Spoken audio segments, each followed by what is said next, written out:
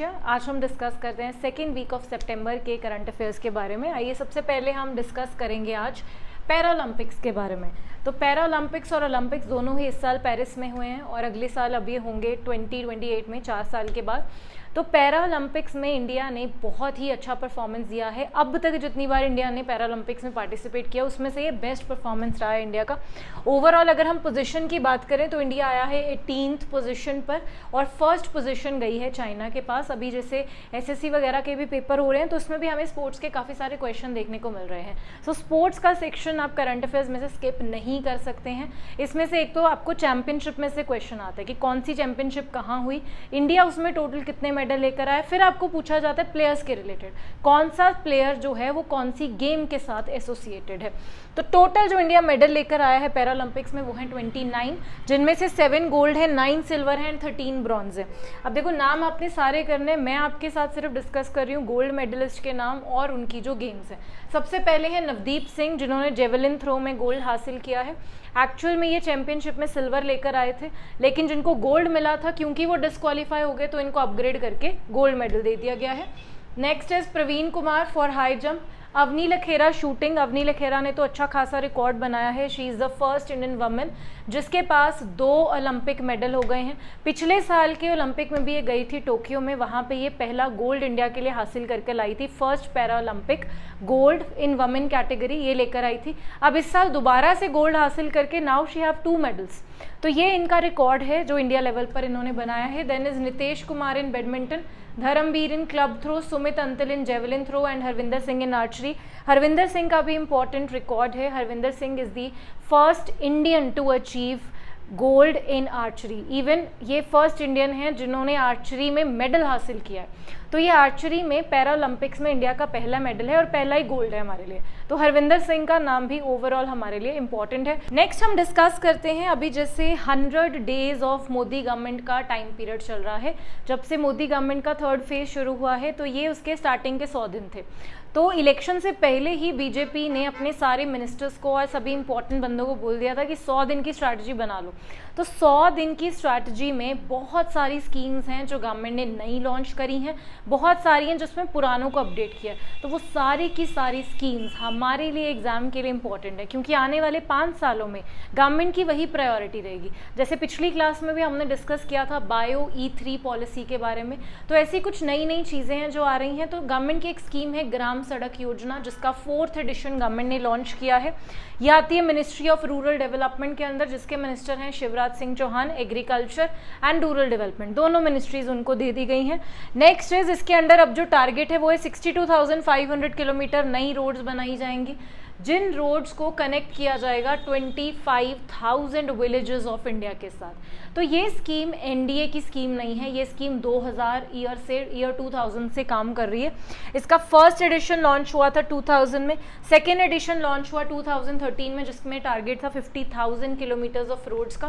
फिर 2016 में इसके अंदर एक नया प्रोजेक्ट आया जिसमें लेफ्ट एक्सट्रीमिस्ट जो अफेक्टेड एरियाज़ हैं, जो पर्टिकुलरली वही स्टेट्स हैं जहाँ पे एक्सट्रीमिज्म होती रहती है, उन्हीं की कनेक्टिविटी का टारगेट रखा गया। लास्ट इज 3rd एडिशन जिसके अंदर 1,25,000 किलोमीटर्स का टारगेट था। इसके अंडर भी गवर्नमेंट ने कोशिश करी है हाई स्कूल्स को विलेजेस के साथ जोड़ने की, हॉस्पिटल्स को विलेजेस के साथ जोड़ने की और एग्रीकल्चर मंडीज को जोड़ने की। अब 2024 में इसका 4th एडिशन लॉन्च हो चुका है। नेक्स्ट हम बात करते हैं सेमिकॉन इंडिया 2024 समिट के बारे में। सेमिकॉन इंडिया समिट जो है वो ग्रेटर नोएडा यूपी में हुई है, 11 to 13 सितंबर में हुई है। ध्यान रखना है मोस्टली जब समिट का नाम लिया जाता है तो हमारे दिमाग में न्यू दिल्ली आता है, यहाँ पे न्यू दिल्ली नहीं है, it is greater Noida in UP. अब सेमीकंडक्टर्स जो हैं वो एक अभी इस समिट की वजह से नहीं बल्कि इससे पहले भी न्यूज़ में चल रहे हैं। जैसे हमारे प्राइम मिनिस्टर विजिट करने के लिए गए ब्रुनेई एंड सिंगापुर। ब्रुनेई का हमने पिछले लेक्चर में डिस्कस किया डिटेल में, सिंगापुर का भी। तो सिंगापुर में मैंने आपको बताया मेन चीज़ क्या थी, हमने सेमीकंडक्टर्स के रिलेटेड उनके साथ पार्टनरशिप साइन करी है जिसको इकोसिस्टम बोला गया है। सेमीकंडक्टर इकोसिस्टम एग्रीमेंट साइन हुआ इंडिया एंड सिंगापुर के बीच में। ये होने के बाद फिर यूएस भी एंट्री लेता और कहता कि मैंने भी इसमें इन्वॉल्व होना है। तो यूएस के साथ भी इंडिया का एग्रीमेंट साइन हो गया है। सेमीकंडक्टर रिलेटेड जो चीज़ें हैं वो India, US and India Singapore मिलकर बनाने वाले। तो इसके अंडर अब गवर्नमेंट ने, हमारे प्राइम मिनिस्टर ने एक स्टेटमेंट दिया कि सेमीकंडक्टर अब न्यू ऑयल बनता जा रहा है, कि जैसे तेल की डिमांड पूरी दुनिया करती है वैसे सेमीकंडक्टर्स की डिमांड भी है। तो इंडिया आने वाले टाइम में सेमीकंडक्टर्स मार्केट को एस्टेब्लिश करना चाहता है। सेमीकंडक्टर बेसिकली इंटीग्रेटेड सर्किट की चिप्स होती हैं जो सारे हमारे मोबाइल अप्लायंसेस में, लैपटॉप्स में, हर चीज़ में यूज़ की जाती हैं, सिलिकॉन से बनी हुई होती हैं। तो एट प्रेजेंट ये सबसे ज़्यादा प्रोड्यूस करता है साउथ कोरिया एंड ताइवान। अब उसी चीज़ को कंट्रोल करने के लिए चाइना उन पे हमला कर रहा है, उधर यूएस उन पे हमला कर रहा है। तो ये जो सारे सिनेरियो है उसमें अब इंडिया इस मार्केट को ग्रो करना चाहता है। That is what is discussed in this Semicon India summit. Next हम बात करते हैं वेरी इंपॉर्टेंट एक नेक्स्ट स्कीम जो गवर्नमेंट ने अभी न्यूज़पेपर में हाईलाइट करी, that is Jan Arogya Yojana. Jan Arogya Yojana is part of overall Ayushman Bharat scheme. Ayushman Bharat scheme India ने लॉन्च करी थी 2017 में, और ये हमारे थर्ड सस्टेनेबल डेवलपमेंट गोल को फुलफिल करता है। वो थर्ड सस्टेनेबल डेवलपमेंट गोल क्या कहता है? Universal health coverage. सब तक हेल्थ फैसिलिटीज़ पहुंचानी है, चाहे वो अफोर्ड कर सकें चाहे वो ना कर सकें। सबसे इंपॉर्टेंट चीज़ यहाँ पे ये है कि जन आरोग्य योजना का वर्ल्ड रिकॉर्ड है।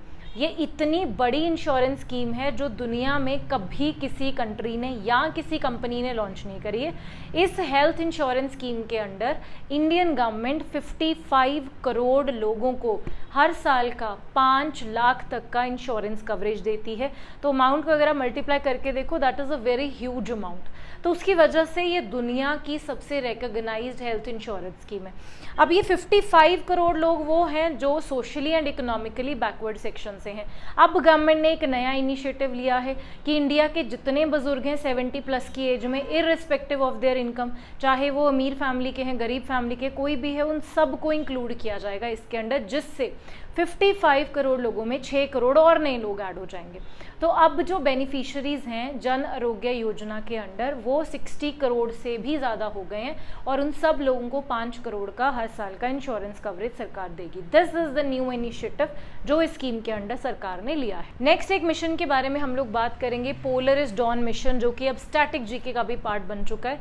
ये वर्ल्ड की पहली प्राइवेट स्पेस वॉक है। प्राइवेट स्पेस वॉक जो 2 कंपनीज ने या 2 लोगों ने मिलकर करी है। पहली कंपनी है स्पेसएक्स, इलॉन मस्क की कंपनी। दूसरी कंपनी है जेयर्ड आइजैकमैन नाम के इंडिविजुअल हैं। वैसे उनकी कंपनी स्पेस कंपनी नहीं है, कंपनी का नाम है शिफ्ट4। शिफ्ट4 जो है वो एक डिजिटल पेमेंट कंपनी है। तो जेयर्ड आइजैकमैन पहले भी स्पेस में जा चुके हैं एक बार, ये उनका दूसरा ट्रिप था। जेयर्ड आइजैकमैन और उनके साथ 3 लोग और, ये चारों लोग स्पेस में गए थे। रॉकेट था फाल्कन 9, और जिस स्पेसक्राफ्ट में बैठ के गए थे वो भी स्पेसएक्स का ही, उसका नाम है ड्रैगन कैप्सूल। इन दोनों के जरिए इनको स्पेस में लेकर गए। स्पेस में जिस जोन में ये लोग गए थे उस जोन को कहते हैं वैन एलन जोन, जहाँ पे बहुत सारी रेडिएशंस होती हैं जिसकी शुरुआत 1000 किलोमीटर से हो जाती है। तो ये लोग वहाँ गए, वहाँ के बाद ये आए लो अर्थ ऑर्बिट में। लो अर्थ ऑर्बिट में 850 किलोमीटर की हाइट पर इनमें से जेयर्ड आइजैकमैन और एक और एस्ट्रोनॉट बाहर निकले स्पेसक्राफ्ट से, और उन्होंने कुछ देर के लिए स्पेस वॉक किया।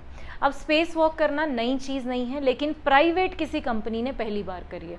तो पहली जो स्पेस वॉक थी उसकी अगर हम बात करें, जो सोवियत यूनियन ने करी 10 मिनट की स्पेस वॉक थी, 1965 में करी थी। उसके बाद ही उसके रिटेलिएशन में अपोलो मिशन लॉन्च हुआ था। तो ये एक अच्छी खासी इंपॉर्टेंट अचीवमेंट है जो हमेशा के लिए याद करी जाएगी। पोलरिस डॉन मिशन के अंडर जेयर्ड आइजैकमैन ने इस चीज़ को अचीव किया है। अब जो मेन टारगेट है इनका, वो मेन टारगेट है मार्स तक पहुंचना। तो इलॉन मस्क जो मार्स में एस्ट्रोनॉट्स को लेके जाना चाहता है, उसके लिए one of the collaborating party is Isaacman now. So this is a very very very important mission. Next हम बात करते हैं अगैन एक और स्कीम के बारे में, ग्रामीण योजना। प्रधानमंत्री आवास ग्रामीण योजना जो है उसके अंडर इसी साल गवर्नमेंट ने स्टार्टिंग में बोल दिया था कि हम लोग नए घर बनाएंगे। तो इसमें ग्रामीण और अर्बन दोनों स्कीम्स आती हैं। अर्बन एरियाज़ में घर बनाएगी सरकार 1 करोड़ और ग्रामीण में 2 करोड़। तो इसके लिए कुछ एक्सक्लूजन और इंक्लूजन क्राइटेरिया होता है कि कौन लोग इस स्कीम के अंडर आएंगे, कौन से नहीं आएंगे। तो ग्रामीण योजना के अंदर, आवास योजना ग्रामीण के अंदर एक नया एक्सक्लूजन जो है उसको हटा दिया सरकार ने। मतलब इसमें पहले क्राइटेरिया था कि अगर किसी के पास 2 व्हीलर, या वो 15,000 साल का कमा रहा है, या फिर उसके पास एक मोटर बोट है छोटी सी, तो उसको इस स्कीम के अंडर इंक्लूड नहीं किया जाएगा। अब उस चीज़ को हटा दिया गया है। तो अगर अब किसी इंडिविजुअल के पास 2 व्हीलर है, मोटराइज्ड फिशिंग बोट है, रेफ्रिजरेटर है, लैंडलाइन फ़ोन है, और वो महीने का 15,000 रुपये कमा रहा है, तब भी वो इस स्कीम को अवेल कर सकता है। तो ये जो है ये नया चेंज है जो स्कीम के अंडर इंट्रोड्यूस किया गया है। ये स्कीम आती है हमारी मिनिस्ट्री ऑफ रूरल डेवलपमेंट के अंदर। अगेन शिवराज सिंह चौहान इसके भी मिनिस्टर हैं। नेक्स्ट हम बात करते हैं कमेटी के बारे में जो गवर्नमेंट ने डिसॉल्व कर दी है। सरकार ने कमेटी बनाई थी, it was a 14 member committee. Committee का नाम था standing committee on statistics, 14 member committee, और इसको हेड कर रहे थे Pranab Sen. Pranab Sen is first chief statistician of India, तो बहुत इंपॉर्टेंट इंडिविजुअल थे। अब सरकार क्या कह रही है कि ये जो कमेटी है, जो इसका काम था, इसका काम क्या था, सरकार क्या सर्वे कर रही है, सरकार क्या डाटा कलेक्शन कर रही है, ये उस चीज़ को ओवरसी करती थी। तो कमेटी बनाई इन्होंने, कुछ सालों से काम कर रही थी। अब सरकार क्या कह रही है कि हम कमेटी को डिसॉल्व कर रहे हैं। क्यों? क्योंकि सरकार ने एक नई कमेटी बनाई जिस कमेटी का नाम है steering committee for national sample survey. ये जो कमेटी है स्टीयरिंग कमेटी, वो स्टैंडिंग कमेटी वाला ही काम कर रही है। तो सरकार का कहना है कि अगर स्टीयरिंग कमेटी हमने नहीं बना दी तो स्टैंडिंग कमेटी का अब कोई भी काम नहीं है, इसलिए हम उसको डिसॉल्व कर रहे हैं। अब अगर हम जाएं न्यूज़पेपर के इंटरनल सोर्सेज पे तो वो ये कह रहे हैं कि क्योंकि अब स्टैंडिंग कमेटी बहुत टाइम से सरकार को ये कह रही थी कि आप सेंसस क्यों नहीं करा रहे हो, अभी तक हमारे पास सेंसस क्यों नहीं आया है, जो 2021 में हो जाना चाहिए था वो अभी 3 साल डिले हो चुका है। तो हमारे पास इंडिया में रिलायबल डाटा नहीं है किसी भी चीज़ का। तो इंटरनल सोर्सेज के अकॉर्डिंग रीज़न वो है, लेकिन सरकार का कहना है कि ये जो स्टीयरिंग कमेटी है अब यही काम करेगी, हमें उस कमेटी की ज़रूरत नहीं है। तो यहाँ से जो कुछ इंपॉर्टेंट पॉइंट्स हैं वो पहला है कि steering committee for national sample survey को कौन हेड कर रहे हैं, नेशनल स्टैटिस्टिकल कमीशन के जो हेड है उनका नाम है राजीवा लक्ष्मण करांदीकर, नाम इंपॉर्टेंट है, एनएससी के चीफ है। इसके अलावा प्रेजेंट अगर हम चीफ स्टैटिस्टिशियन की बात करें तो उनका नाम है doctor JP Samanta, he is secretary in ministry of statistics and programme implementation. तो most of the times ministry of statistics के सेक्रेटरी को चीफ स्टैटिस्टिशियन ऑफ इंडिया का पोजीशन दे दिया जाता है। एनएससी जो है नेशनल स्टैटिस्टिकल कमीशन, ये एक ऑटोनॉमस बॉडी है which was formed in 2006 on the recommendation of Rangarajan committee. So this is all the static part जो हम इसमें से डराइव करेंगे। And also committee is important obviously, चाहे उसको हमने खत्म कर दिया है, उसके चेयरमैन कौन थे, कितने मेंबर कमेटी थी, क्या काम करती थी, एवरीथिंग इज इंपॉर्टेंट। नेक्स्ट हम बात करते हैं बुक्स एंड ऑथर्स में। 2 इंपॉर्टेंट बुक्स जिनको अब पब्लिश किया गया है। पहला है कांग्रेस लीडर हैं सुशील कुमार शिंदे, उन्होंने बुक लिखी है 5 डेकेड्स ऑफ पॉलिटिक्स। ये महाराष्ट्र के चीफ मिनिस्टर रह चुके हैं और इस बुक में उन्होंने अपना जो पॉलिटिक्स में उनका 50 साल का एक्सपीरियंस है उसी चीज़ के बारे में लिखा है। और इस बुक को रिवील करने के लिए, अनवील करने के लिए मल्लिकार्जुन खड़गे गए थे, जिसमें उन्होंने स्टेटमेंट दिया कि पॉलिटिक्स में कभी भी कोई बुजुर्ग नहीं होता है, you always carry on with your career in politics. So these are all the things and he was also SC chief minister of Maharashtra. तो ये एक इंपॉर्टेंट प्रोविजन है जो हमें पता होना चाहिए। सेकेंड इज एक बुक है from oil to lithium, navigating the future of energy. एक हमारे रिनाउंड एनर्जी एक्सपर्ट हैं कुलदीप गुप्ता, उन्होंने ये बुक लिखी है। तो ये 2 इंपॉर्टेंट बुक्स हैं जो इस हफ्ते में से हम लोग कवर करेंगे। Next is very very important, एक इंपॉर्टेंट अपॉइंटमेंट है। एक बॉडी है उसका नाम है Olympic council of Asia. Olympic council of Asia का काम है एशियन गेम्स को कंडक्ट कराना।